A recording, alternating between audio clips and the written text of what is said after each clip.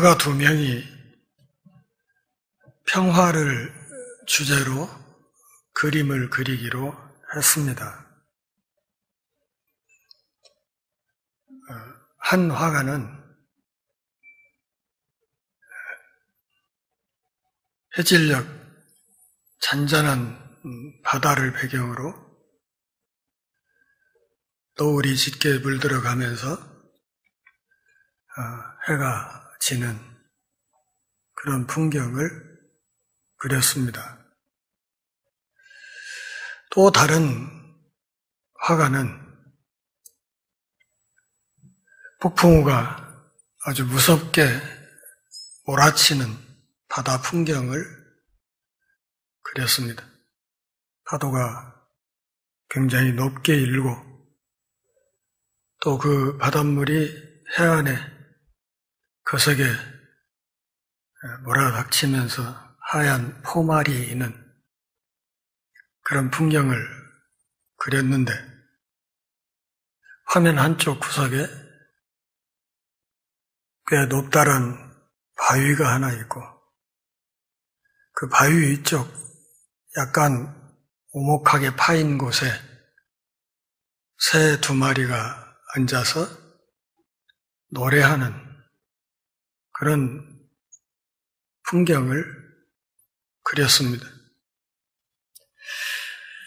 여러분은 생각할 때 어느 쪽 그림이 평화의 이 주제에 더 잘 어울린다고 생각하십니까? 평화라는 것은 단순한 평온을 말하는 것이 아니고 하나님의 고요를 말하는 것입니다. 그리고 하나님의 평온이 나의 폭풍우 치는 상황을 통제하는 상태, 그것을 일컬어서 우리가 평화라 그렇게 말할 수 있겠습니다.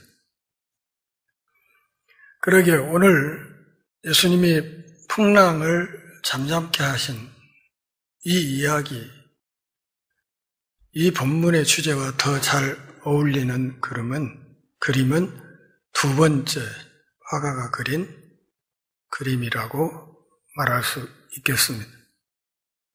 참 평화라는 것이 무엇인지를 이 말씀을 통해서 우리가 확인할 수 있기 때문입니다. 우리의 믿음은 계속해서 자라가는 것이다. 그렇게 말씀을 드렸지요. 어떤 사람이 회개하고 하나님 나라의 복음을 마음으로 받아들이고 그래서 예수님을 개인의 구주와 주로 영접하는 이 일, 그래서 하나님의 자녀로 태어나고 또 하나님 나라의 백성이 되고 하나님을 아버지로 부르면서 하나님의 식탁에서 함께 먹을 수 있는 하나님의 식구가 되는 이것을 신학적으로 중생 이렇게 말합니다. 한자로 거듭중, 날생, 그래서 중생이라는 말은 거듭난다 그런 뜻입니다. 거듭난다는 말은 언젠가 태어난 적이 있다는 생각을 전제하는 말이지요. 언제 우리가 우리 어머니의 모태에서 벗어나서 이 땅에 태어났던 그 순간, 그것을 태어났다 그렇게 말하고 이 육체적인 출생과 비슷한 의미에서 영적으로 다시 태어났다는 뜻에서 중생, 거듭남이라고 말합니다. 이 거듭나는 것은 물과 성령으로 되는 것이다. 예수님이 그렇게 가르치셨지요.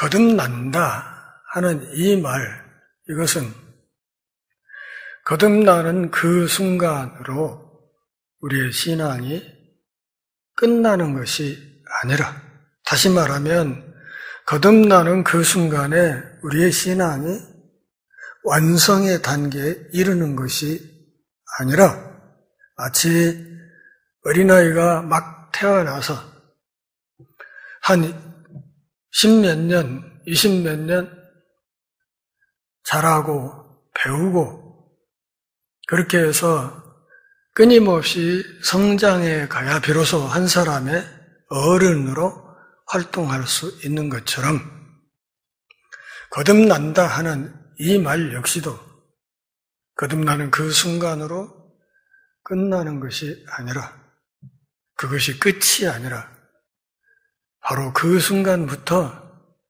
자라가기 시작해야 한다 하는 뜻이 전제되어 있다는 말입니다. 여기 계신 우리 교우들은 신앙의 연조가 각기 다 다르죠. 어떤 분은 어머니 뱃속에서부터 교회를 출입한 분도 있을 것이고, 또 어떤 분들은 소년 시절에, 또 어떤 이는 중고등학교 시절에, 또 어떤 사람들은 대학교 다니면서, 또 어떤 사람들은 40대, 50대가 되어서 처음으로 교회 문턱을 밟고 그리스도의 복음을 듣는, 사람마다 다 출발점이 다르지요. 그럼에도 우리 모두에게 공통된 것이 하나 있다고 한다면 그것은 어떤 단계에서 거듭났든지 간에 그 사람은 하나님 앞에서 계속해서 자라가야 된다. 믿음이 끊임없이 성장해 가야 된다. 하나님의 기대와 바람이 그런 것이다는 거죠. 하나님 앞에서 우리가 그분을 기쁘시게 할 수 있는 가장 중요한 길은 우리의 믿음이 끊임없이 자라가야 된다는 것입니다. 2022년보다는 2023년이 좀 더 성장해 있고, 또 2024년도에는 마찬가지로 더 성장해 있을 것이다. 그렇게 기대할 수 있는 그런 흐름을 타는 사람들, 이 사람들이 하나님을 기쁘시게 할 수 있다. 그런 말입니다. 저의 신앙생활을 생각을 해 보았습니다. 20대 초반까지는 예수 믿지 않는 집에서 살았습니다.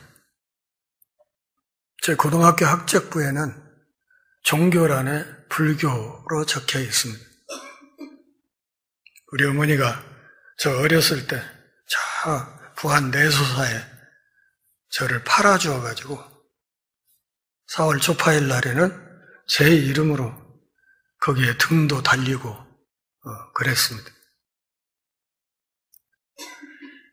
그러다가 20대 중반부터 예수 믿기 시작해서 이제는 예수 믿고 살아온 세월이 믿지 않고 살았던 세월보다 훨씬 더 길게 되었습니다. 양쪽을 비교하면서 살 수 있는 위치에 있다. 그런 말이죠. 초신자 시절에 한때는 전주 근교의 기도원을 전전하면서 철야기도, 금식기도를 빡세게 하고 돌아다녔습니다. DSM이라는 선교단체에 제가 아주 초창기 멤버인데, 이 선교단체는 특징이 기도를 아주 빡세게 하는 그런 단체로 알려져 있고, 지금도 그런 전통 위에서 움직이고 있는 것으로 알고 있습니다. 금요일만 되면 덕진에 있는 회관에 모여서 잠깐 기도에 잠깐 하고 시내버스 타고 출발해서 전주근교 기도원에 들어가서 밤새 철야 기도하고, 그리고 토요일 아침은 또 금식하고, 그리고 신흥고등학교에 다시 출근하고, 한 주도 빠짐없이 그렇게 생활을 했습니다. 언젠가는 호남지방에 폭설 경보가 내렸을 때 시내버스 막차를 타고 대흥리까지 들어가서 거기서 다시 허벅지까지 빠지는 눈길을 헤치고 시온산 기도원으로 먼저 팀에 올라가 있는 그곳에 기어 올라가서 밤 11시쯤 넘게 도착해가지고 또 철야 기도하고 아침 금식하고 또 내려와서 신흥학교 출근하고, 그런 정도로 기도에 열심을 냈던 적이 있습니다.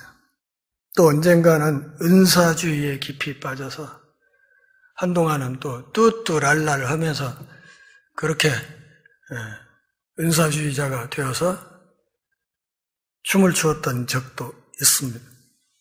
그런 모든 과정을 거치면서 지금은 제 신앙이 상당히 차분해졌다, 그렇게 이야기를 할 수 있지요. 왜냐하면 다 해봤으니까, 할 만큼 다 해봤기 때문에 그걸 바탕으로 진짜 좋은 신앙이란 것이 어떻게 가는 것인지에 대한 갈래를 어느 정도 탈 수 있게 되었다, 그런 말입니다. 갈릴리 호수는 그 크기가 엄청나게 커서 단순한 호수가 아니라 사람들이 흔히 갈릴리 바다라고 부르는 큰 호수였다는 사실을 말씀드렸고, 해수면보다 200 몇십 미터 정도 낮은 위치에 있어서 서쪽 지역에서 내려오는 찬바람으로 때로는 이 호수에 엄청난 폭풍우가 몰아치는 일이 덜어 있다. 잔잔하다가도 어느 순간 갑자기 엄청나게 큰 폭풍우가 몰아치는 그런 일이 빈번했다. 근데 예수님이 갈릴리 바다를 건너서 건너편으로 가자고 제자들을 독촉합니다. 물론 예수님의 제자들은 갈릴리 바다에서 잔뼈가 굵은 어부들이고 예수님은 목수 출신입니다. 그러니까 이 갈릴리 바다에서는 누가 더 베테랑인가요? 예수님의 제자들이 훨씬 더 노련한 사람들입니다. 그리고 이 폭풍우 상황에 훨씬 더 잘 대처할 수 있는 그런 사람들입니다. 건너가는 도중에 갑자기 폭풍우가 몰아치기 시작해서 그들이 타고 있던 목선이 엄청나게 흔들리기 시작했습니다. 바다에서 잔뼈가 굵은 예수님의 제자들 입장에서도 참으로 무시무시한 두려움이 몰아치는 그런 상황이었습니다. 자칫 잘못하다가 배가 침몰하거나 순식간에 물에 빠져서 다 죽을 것 같다는 그런 위기감을 느끼고 있었습니다. 그러면 그 순간에 예수님은 어디에서 뭐 하고 계셨는가? 마가복음 4장 38절에 기록되어 있는 대로 예수님은 배 고물에서 베개를 베고 속편하게 주무시고 있었습니다. 밀려오는 수많은 병자들을 고치고 또 하나님 나라의 복음을 전파하고 또 그들에게 하나님 나라의 진리에 대해서 가르치고 하는 이 일을 밤낮 없이 하시는 과정에서 사람의 몸을 입고 계셨던 그분도 지치셨을 것입니다. 그러기에 잠시 쉴 틈을 얻기 위해서 건너편으로 건너가자 제자들에게 그렇게 말씀하셨던 것입니다. 그런데 폭풍우 속에서 제자들은 밀려오는 공황을 이기지 못한 채 사방에서 큰 소리로 울부짖고 그러면서 예수님을 잡아 깨우기 시작했습니다. 선생님, 우리가 죽게 되었습니다. 그런데 우리가 죽게 된 것을 돌아보지 않으십니까? 조금만 더 가면 우리는 죽겠습니다. 그렇게 예수님을 깨우자 일어나신 예수님이 왜 선잠 깨우냐고 혼내지도 않고 곧바로 그 폭풍우 치는 갈릴리 바다를 향해서 잠잠하라고 말씀하셨고 그 말씀하신 그대로 그 폭풍우가 가라앉고 제자들은 다시 평화를 맛볼 수 있게 되었습니다. 폭풍우 속에서 누리는 평화, 이것이 참 평화라는 것을 지금 오늘 본문이 우리에게 가르쳐 주고 있는 것입니다. 나이롱으로 신앙생활을 하다가도 삶의 위기가 닥치고 흔히 하는 속된 말로 똥줄이 당기기 시작하면 불이 나게 하나님 앞에 나와서 엎드리는 사람들이 상당히 많습니다. 여러분 그런 경험은 한두 번씩은 다 있을 것입니다. 신앙생활 저렇게 하면 안 될 텐데 걱정되는 분들이 덜어 있습니다. 그런데 불러서 개별적으로 뭐 권면을 좀 해볼까 하다가도 요즘은 생각을 접습니다. 왜냐하면 그동안에 1대1로 마주 앉아서 지사님 이건 이렇게 하는 게 좋겠고 지금처럼 그렇게 안 하시면 좋겠는데요 하는 이야기를 해서 교회를 떠나버린 사람이 너무 많았습니다. 그래서 지금은 그런 얘기를 일체 하지 않습니다. 그러나 그렇다고 해서 제 마음속에 걱정 자체가 없는 것은 아닙니다.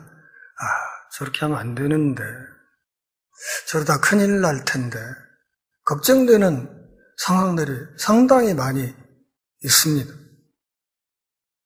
어쨌든 제자들이 위험에 처했을 때 예수님께 향했던 것은 잘한 일이었습니다. 우리도 그렇게 해야 됩니다. 누가복음 15장에 우리가 잘 아는 유명한 예수님의 비유 이야기가 있습니다. 흔히 탕자의 비유로 알려진 이야기인데 저는 그 탕자의 비유라는 말이 이 이야기의 초점을 흐릴 가능성이 있어서 탕자의 비유 하면 누가 주인공 같습니까? 탕자가 주인공 같죠. 그래서 이 비유는 집 나간 아들을 기다리는 아버지의 비유 이렇게 제목을 붙이는 것이 맞다. 그러니까 집 나갔던 둘째를 다시 아들로 받아주시는 아버지의 사랑에 관한 비유로 보기 때문입니다. 두 아들이 있었는데 둘째 아들이 어느 날 자유를 얻겠다고 나가겠다고 합니다. 저 아버지 아버지의 울타리를 벗어나서 살고 싶어요. 이 울타리 벗어나면 제가 자유롭게 한번 인생을 멋지게 살아볼 수 있을 것 같아요. 우리가 생각하는 자유는 흔히 내 마음대로 할 수 있는 것이라고 생각을 하죠. 내 마음대로 할 수 있는 게 자유다. 그렇게 생각을 해요.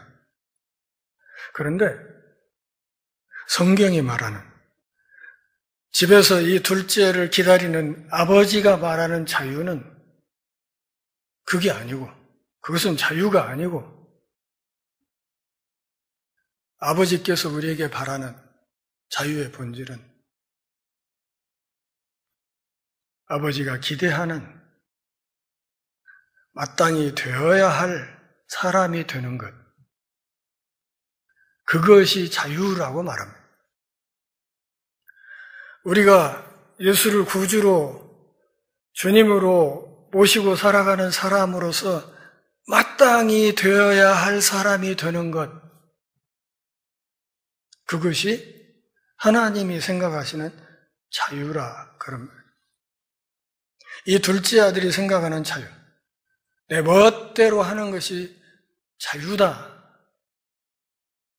그 자유의 결과가 어떻게 됐습니까? 처음에는 잠깐 좋았죠.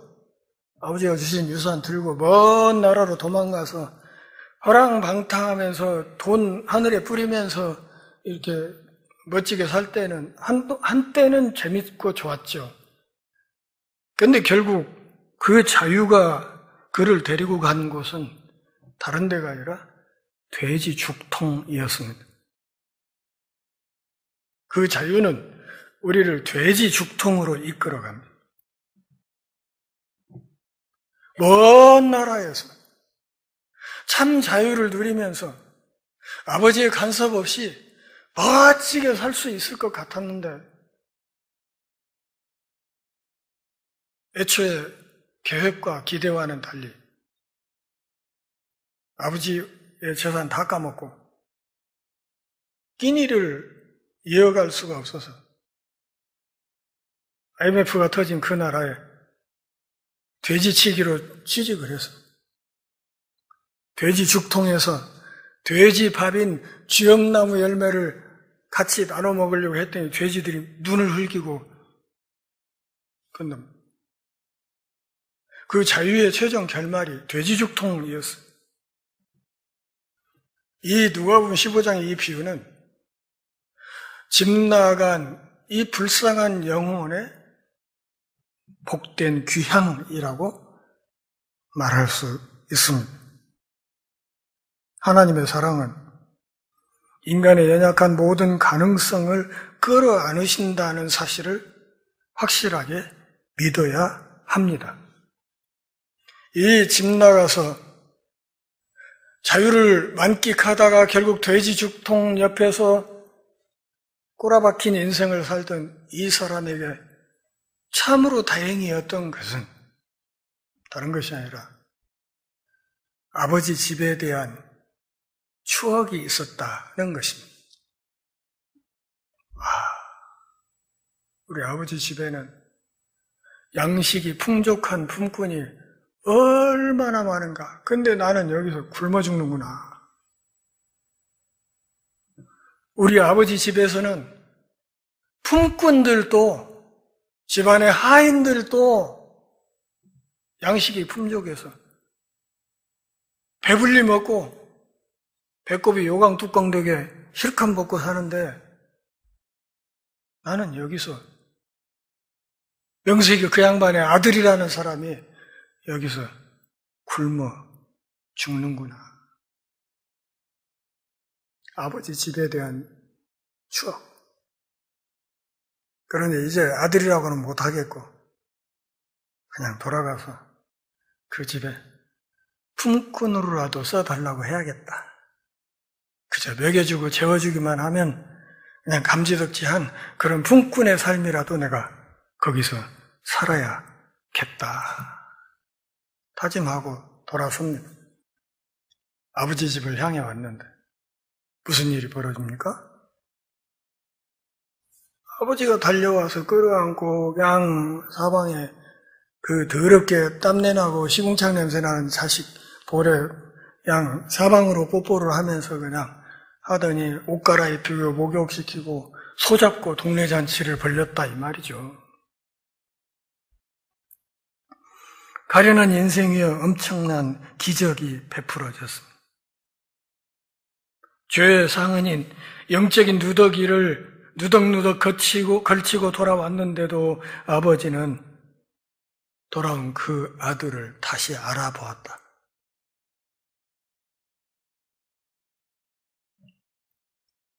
이게 우리가 믿는 기독교 복음의 핵심입니다. 기회가 되면 작은 책이라도 책을 쓰고 싶은 본문이 누가복음 15장입니다. 왜? 이 비유가 기독교 복음의 핵심을 다루고 있기 때문에 그렇습니다. 위험에 처했을 때 예수님을 깨운 것, 잘한 일이다 그 말. 돼지 죽통에서 굶어 죽어갈 때 아버지의 집을 떠올릴 수 있는 것, 큰 복이었다 그런 말. 돌아서면, 그래서 아버지를 향해 다시 오면 언제든 그를 다시 아들로 품어주시는 그 분에 대한 믿음, 이게 참된 평화의 뿌리가 되는 것이다. 그런 이야기입니다. 문제는 그들이 예수님께 돌아섰다는 것이 아닙니다.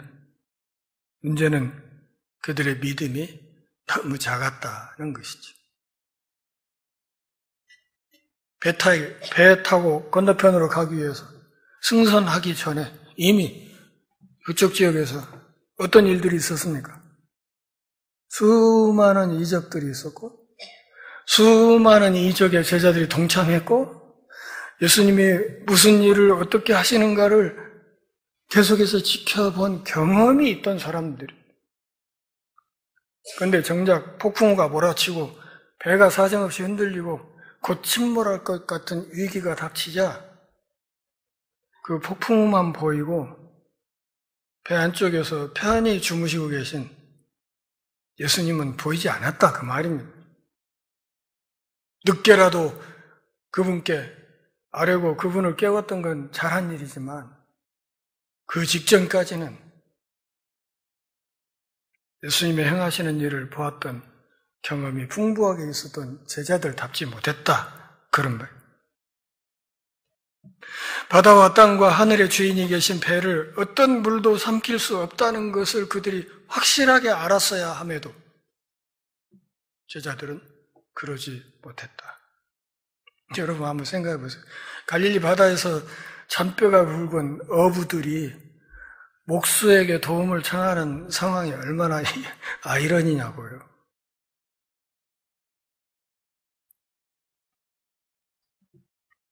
그리스도를 위해 모든 것을 버리고 그분이 가는 곳이면 어디든지 따라갈 만큼 믿음과 사랑을 갖고 있으면서도 시련의 순간에는 두려움으로 가득 찬 사람이 얼마나 많은지 모릅니다.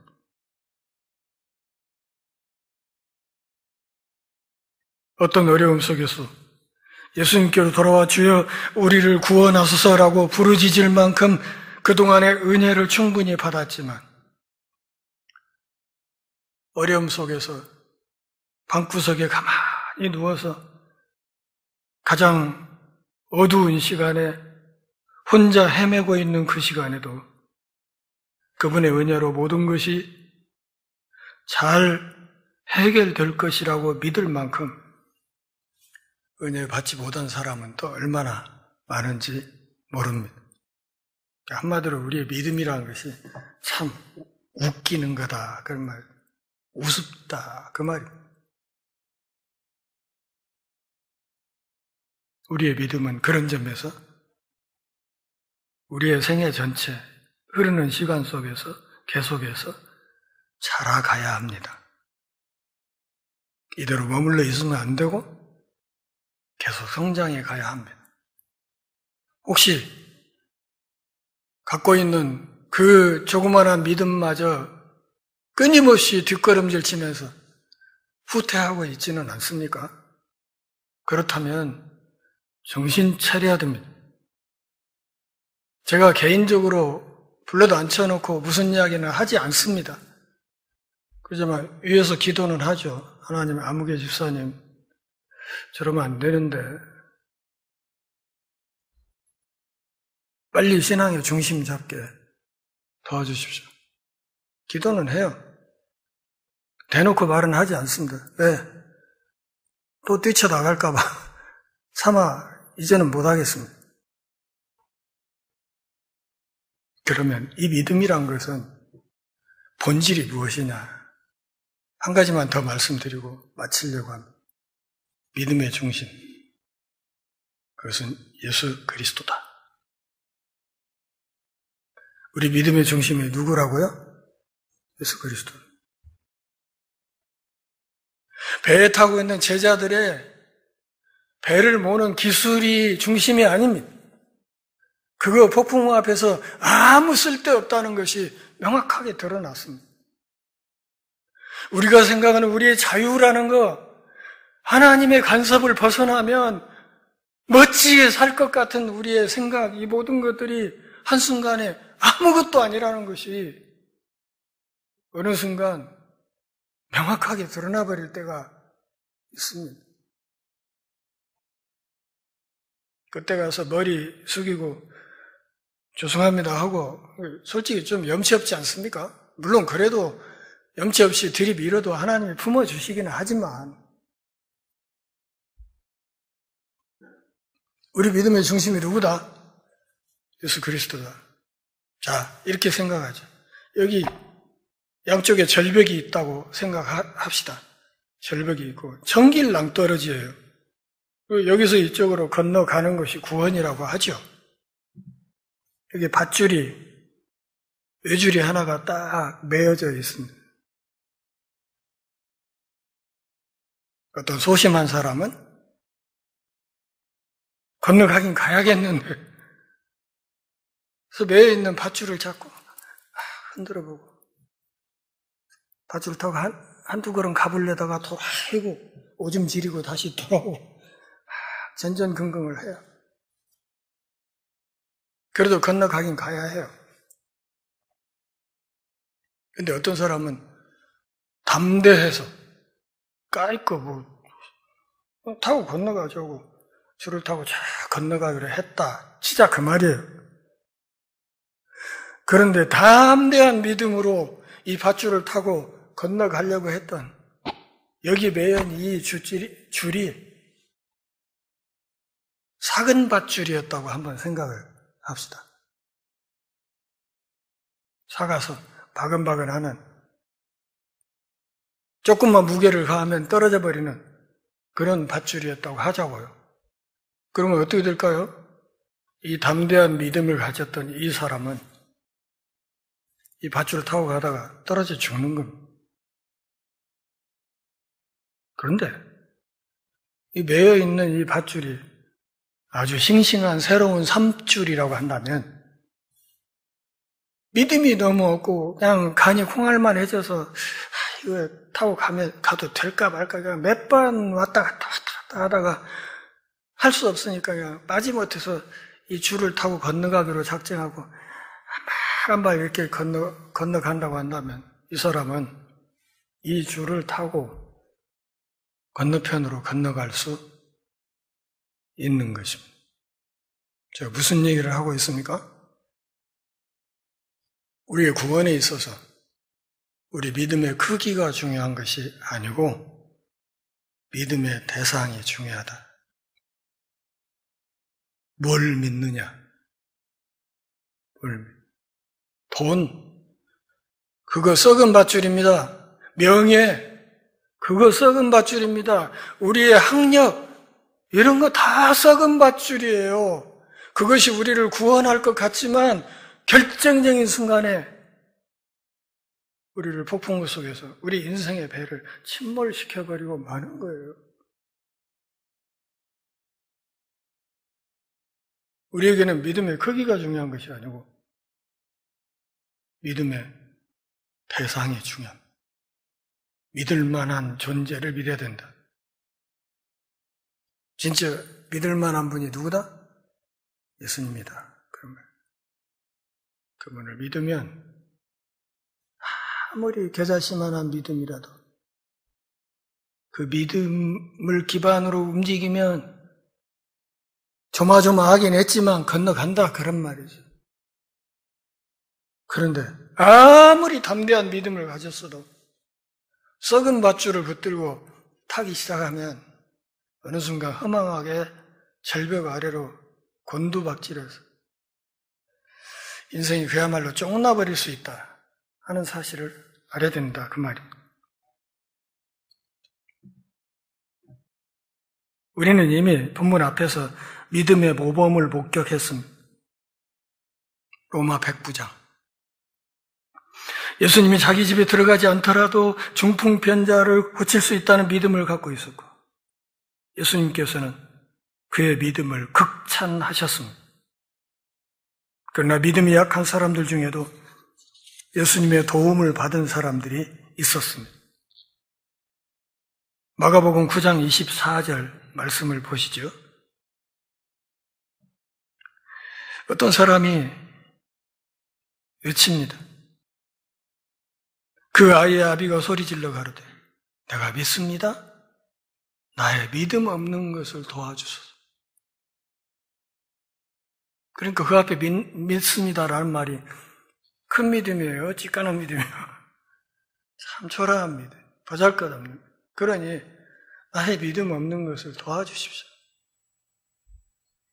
제가 당신을 확실히 믿을 수 있도록 도와주십시오. 그는 귀신 들린 아들을 걱정했습니다. 자식을 살리기 위해서 필사적이었습니다.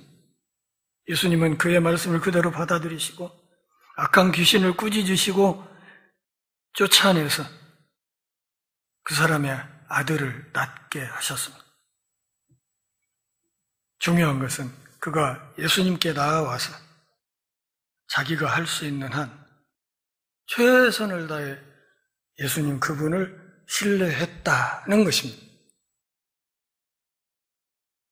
믿는 대상이 정확했다, 그 말이죠. 그래서 자식을 살린 겁니다.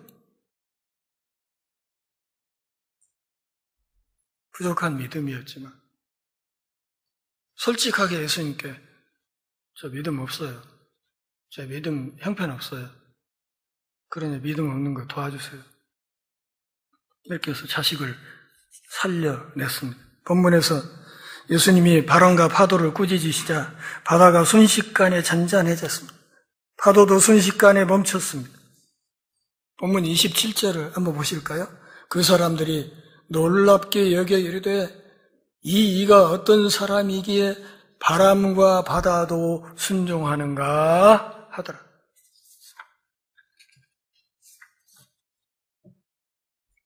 도대체 바람과 파도가 복종하는 이 사람 도대체 뭐야 이거? 이 사람 도대체 누구요? 누구인 거예요 이거? 도대체 어떤 사람이길래 이 사람이 말 한마디를 하니까 이 엄청난 폭풍우가 그냥 순식간에 가라앉는 거예요? 누구예요 도대체 이 사람? 윌리엄 핸드릭슨이라는 신학자는 이렇게 말했습니다. 세상에 잘못된 것 중 상당수는 바로잡을 수 있다. 그러나 날씨를 바꾸려면 하나님이 필요하다. 무슨 얘기예요? 날씨를 좌지우지하는 것은 하나님만 할 수 있다. 그런 얘기죠. 사람이 할 수 있는 일은 아니라는 겁니다. 시편 89편 9절 그리고 65편 7절 같은 말씀을 보면 시편 기자도 하나님에 대해서 그렇게 말합니다. 그 파도가 일어날 때 주께서 그것을 잠잠하게 하신다. 그러니까 파도를 잠잠케 하시는 이 능력은 누구 손에 있다? 하나님 손에 있다. 욥기 38장 8절부터 11절까지 말씀에서 하나님은 욥을 신문하시면서 그러한 능력을 직접 지적하셨습니다. 같이 읽어볼까요? 바다가 그 모태에서 터져 나올 때 문으로 그것을 가둔 자가 누구냐? 그때 내가 구름으로 그 옷을 만들고 흑암으로 그 강보를 만들고 한계를 정하여 문빗장을 지르고 이르기를 내가 여기까지 오고 더 넘어가지 못하리니 내 높은 파도가 여기서 그칠지니라 하였노라. 한마디로 모든 것은 하나님의 손안에 있다. 그 말. 모든 것이 예수님의 손안에 있다.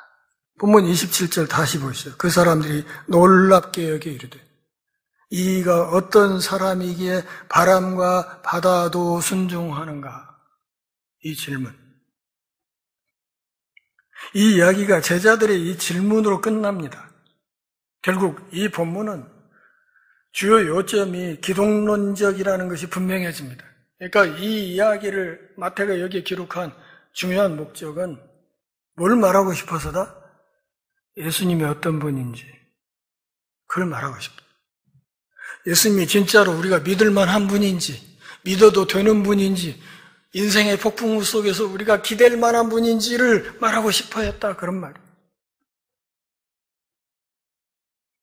단지 믿음이나 믿음의 부족에 관한 이야기가 아닙니다. 본문의 이야기처럼 복음서에 있는 모든 이야기들이 대부분 예수님에 대한 이야기이고 정말 놀라운 이야기입니다. 그래서 제자들이 놀랐다고 말하고 있습니다. 우리의 삶 속에서 예수님께서는 폭풍우 속에서 잠들어 계실 때가 있습니다. 아니, 잠들어 있는 것처럼 느껴질 때가 있습니다. 어느 한순간 그분은 지극히 평범한 사람처럼 보입니다. 그러나 다음 순간에 그분은 바람과 파도를 말씀 한마디로 잠잠하게 하십니다. 그런데 이 일은 오직 하나님만이 하실 수 있는 일입니다. 그러니 그 일을 해냈다면 그분이 하나님이라는 거죠.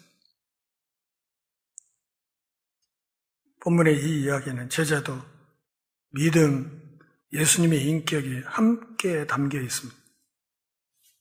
예수님의 부르심은 우리의 믿음으로 이어지고 믿음은 믿는 이들을 제자로 인도하며 제자로서 예수님을 따르는 사람들은 그분이 누구신지 그분이 하실 수 있는 모든 일에 대한 지식이 자라가게 됩니다. 신앙생활을 꾸준히 하면 필연적으로 우리의 믿음이 자라가게 된다.